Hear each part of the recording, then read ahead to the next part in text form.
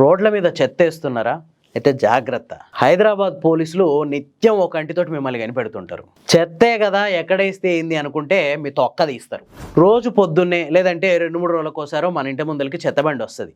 అందరూ ఆ చెత్తబండిలోనే చెత్తేయాలని చెప్పి జీహెచ్ఎంసీ గత 7-8 ఏళ్ల నుంచి చెప్తుంది.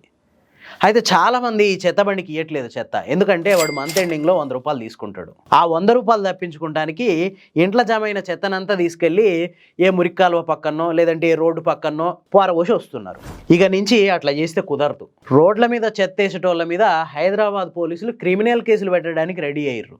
అంతేకాదు ఇంపార్టెంట్ జంక్షన్స్, జనాలు తిరిగే ప్లేసులు, అట్లాగే చెత్త ఎక్కడైతే జమ అవుతుంది అనుకుంటున్నారో అట్లాంటి ప్లేస్లలో సీసీ కెమెరాలు పెడతారట.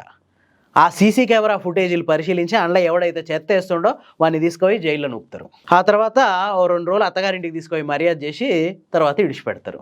మీకు కూడా ఈ మర్యాదలు కావాలంటే పోయి రోడ్ల మీద చెత్త వేసి రండి. వద్దు అనుకుంటే చెత్తబండికి ఇవ్వండి. హైదరాబాద్ పోలీసులు ఈ ప్రయత్నం నిజంగా చాలా గట్టిగా చేయాలి. ఎవడైతే రోడ్ల మీద చెత్తేస్తుండో వాడిని తీసుకెళ్ళి లోపల నూకాలి. ఈ ప్రయత్నం స్టార్ట్ చేసిన హైదరాబాద్ పోలీసులకి ద 4th ఎస్టేట్ టీం తరఫున అభినందనలు. అట్లాగే థ్యాంక్స్ కూడా చెప్తున్నాం. ఎందుకంటే రోడ్ల మీద కాస్త చెత్త క్లియర్ అవుతుందని.